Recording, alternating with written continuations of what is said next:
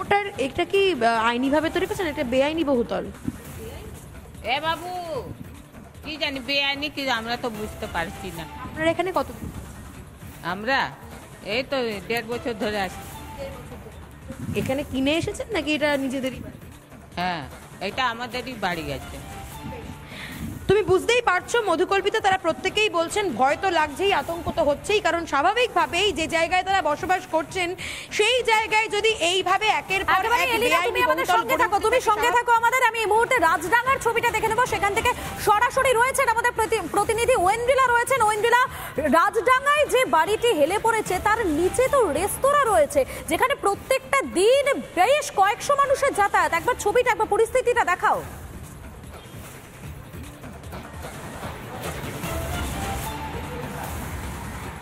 একদমই দেখো মধুকল্পিতা, এই মুহূর্তে আমি ঠিক সেই বাড়িটির সামনে দাঁড়িয়ে রয়েছি, রাজডাঙ্গার 107 নম্বর ওয়ার্ড। এবং সেই আমরা দেখিয়েছিলাম যে ছবিটা, এবং তোমাকে এই মুহূর্তে সেই ছবিটা একবার দেখাই। দেখো পাশে বহু দোকান রয়েছে, এবং যে বাড়িটি এই মুহূর্তে তুমি দেখতে পাচ্ছ সেই বাড়িটির নিচেও এই মুহূর্তে খাবারের দোকান রয়েছে, এবং খুব বিখ্যাত একটি খাবারের দোকান রয়েছে, সেখানে প্রচুর মানুষ আসে। এবং এই বাড়িতেও এই মুহূর্তে বসবাস করছে কতগুলো ফ্যামিলি, আমি তোমাকে সেই ছবিটাও দেখাচ্ছি। খুব সূক্ষ্মভাবে কিন্তু এটা দেখতে হবে, নাহলে কিন্তু এই মুহূর্তে বোঝা সম্ভব নয়। আমি তোমাকে সেটাই এই মুহূর্তে দেখাচ্ছি। দেখো বাড়ির সোজা যে পশ্চারটা সেটা কিন্তু খানিকটা ডান দিকে হেলে রয়েছে, এবং যে জায়গা থেকে কিন্তু একেবারে স্পষ্ট বাড়ি এই মুহূর্তে বিপজ্জনক জায়গাতে রয়েছে। দেখো যারা পাশে রয়েছে দোকানে, এবং তারাই বলছিল সকাল থেকে আমরা এসে যখন কথা বলছিলাম, বাড়িটা কিন্তু বিপজ্জনক অবস্থায় এভাবে হেলে রয়েছে। আমি আরেকটু ছবি তোমাকে দেখাই, একদম খুব কাছাকাছি গিয়ে। কেন বললাম এই কথাটি, বাড়িটার একটু ছবিটা তুমি দেখো, ঢাল মতন করা রয়েছে, এবং তুমি দেখতে পাচ্ছ এই মুহূর্তে মধ্যিখান দিয়ে যে রাস্তা তা কিন্তু এই মুহূর্তে ফেটে গিয়েছে। শুধু তাই নয়, বাড়ির যে অংশ নিচের যে এই যে বিমগুলো দেখতে পাচ্ছি আমি, সেখান থেকেও কিন্তু ফেটে ফেটে গিয়েছে। আরেকটা ছবি তুমি দেখাও একটু, রোহিতগণকে বলো, রোহিত তুমি একটু ভালো করে দেখাও। এই যে দেওয়ালগুলো রয়েছে, দেওয়ালের বিভিন্ন জায়গায়, এই দেওয়ালের বিভিন্ন জায়গায় ফাটল এই মুহূর্তে দেখা গিয়েছে। শুধু তাই নয়, আমি যদি বাড়িটার ভিতরে একটুখানি ঢুকি তাহলে কিন্তু আমি দেখতে পাচ্ছি এই যে কান্টিলিভারগুলো রয়েছে, কান্টিলিভারও কিন্তু এই মুহূর্তে ফাটল দেখা দিয়েছে। সব মিলিয়ে কিন্তু একটি বিপজ্জনক অবস্থায় অবশ্যই রয়েছে, কারণ বাড়ির যে ঢাল, সে ঢালই কিন্তু এই মুহূর্তে বলে দিচ্ছে বাড়িটা খানিকটা হেলে রয়েছে। এখানকার যারা পাশের যারা দোকানের লোক রয়েছেন, আমি একটু তাদের সঙ্গে একটু কথা বলি যে তারা কি বলছেন। দাদা, এটা কবে থেকে হেলেছে কিছু যদি একটু বলেন? এটা অনেকদিন হলো, আজকে 3-4 বছর হলো।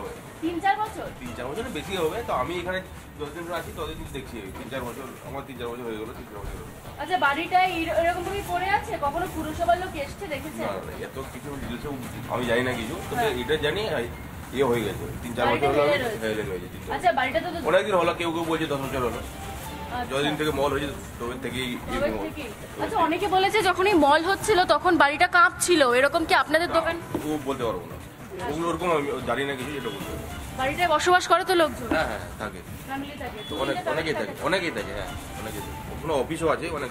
আচ্ছা, আপনার পাশেই তো দোকানি, বাড়ি যদি কোনো রকমে ভেঙে পড়ে তাহলে অসুবিধা হবে। কালকে যা বলার বলেছিল, কালকেও তো অনেকে এসেছিল, বলেছিল বাড়ির লোক বলেছিল। এত আমি এখন দোকানদারি করবো না, এগুলো বলবো না। দেখো বুঝতেই পারছো, যেহেতু পাশে দোকান রয়েছে তারাও একটা কিন্তু চিন্তায় রয়েছেন, তার কারণ এখানে দীর্ঘদিনের বাড়ি, এবং বাড়িটা তুমি বুঝতেই পারছো একেবারে অনেকটা উঁচু বাড়ি, নিচে খাবারের দোকান রয়েছে। পাশে যারা রয়েছেন তারা এই মুহূর্তে আতঙ্ক বোধ করছেন। আমি আরও কয়েকজনের সঙ্গে কথা বলি। দাদা, আপনারা তো এখানে এসছেন সকালবেলা, এই বাড়িটি দেখেছেন কখনো? এখানেই তো থাকেন নিশ্চয়ই?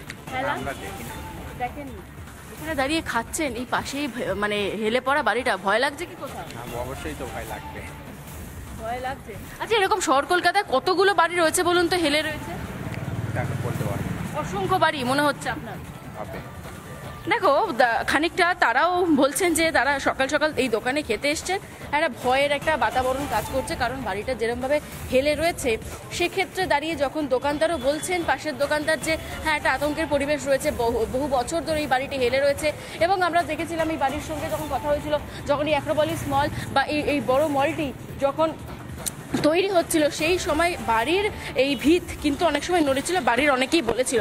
সেই জায়গায় দাঁড়িয়ে তুমি বুঝতেই পারছো এই মুহূর্তে যে পরিবেশটা, একদম বাড়ির যে স্ট্রাকচার, তার অনেক অংশেই কিন্তু এই মুহূর্তে রিস্কে রয়েছে।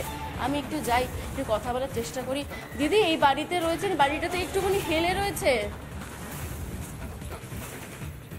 হ্যাঁ, সেটাই আমি বলছি যে একটু কোনো টেনশন কাজ করছে? না না, কোনো টেনশন না। আচ্ছা, এই অ্যাক্রোপলিস হওয়ার সময় কি আপনাদের বাড়ির ভিত কেঁপেছিল? শুনেছি। কত বছর রয়েছেন এখানে?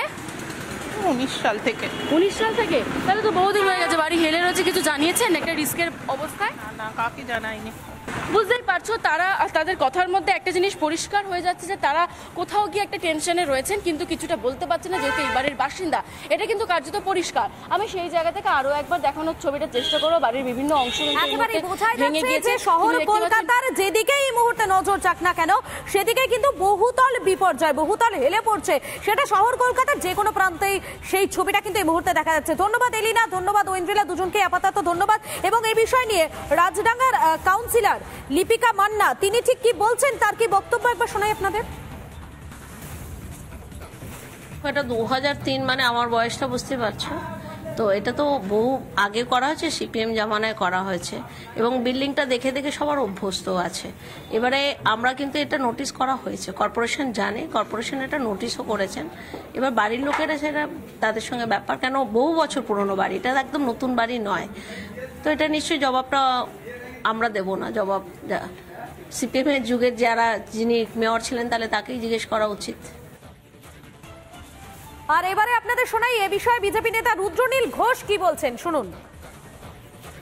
বাড়ি করতে গেলে একজন প্রমোটারকে যদি এলাকার এমএলএ, এমপি বা কাউন্সিলর যারা তৃণমূলে তাদেরকে যদি লভ্যাংশে টাকাটা দিয়েই দিতে হয়, ফলে তিনি কিন্তু এই সিমেন্টের মধ্যে রডের পরিমাণ কমাবেন, সিমেন্ট বালির মধ্যে সিমেন্টের পরিমাণ কমিয়ে দেবেন, যাতে বাড়ি নড়বড়ে হয়ে যায়। তার উপরে তিনি বেশি প্রফিট করবার জন্য বেআইনিভাবে এই কর্পোরেশনেরই যারা অফিসার রয়েছেন, যারা নেতারা রয়েছেন, তাদের সাহায্যে মানুষের সর্বনাশ করবেন। আসলে দুর্নীতির ভারে মমতা বন্দ্যোপাধ্যায়ের সরকার হেলে পড়েছে, বাড়ি হেলেনি, হেলে পড়েছে পশ্চিমবঙ্গের জনগণের ভবিষ্যৎ, হেলে পড়েছে তৃণমূলের চুরি জোচ্চুরি ভোট লুটে যে ক্ষমতা, সেই ক্ষমতায় টিকে থাকবার আস্ফালন।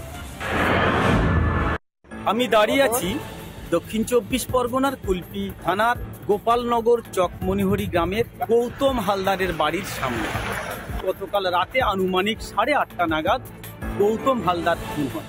তার ভাই এবং প্রতিবেশীদের অভিযোগ এই খুনের পিছনে থাকতে পারে গৌতম হালদারের স্ত্রী মল্লিকা হালদার এবং তার প্রেমিক। এখানকার গ্রাম পঞ্চায়েতে একটা সালিশি সভা বসায়, পরে তাদের মীমাংসা করে দিয়ে পঞ্চায়েতের পক্ষ থেকে তাদের সংসার করার জন্য সমস্ত ধরনের ব্যবস্থা করে। আর তার কিছুদিন পরে এইরকম একটা মর্মান্তিক ঘটনা ঘটায়। এলাকার মানুষ কিন্তু একেবারে হতবাক। পুলিশ মৃতদেহ ময়না তদন্তে পাঠাচ্ছেন। ইতিমধ্যে বাড়ির সামনে পুলিশ পিকেট বসানো হয়েছে। পরিবারের পক্ষ থেকে কঠোর শাস্তি দাবি তুলেছেন। রিপাবলিক বাংলার জন্য বরুণ হালদারের রিপোর্ট, দক্ষিণ 24 পরগনা।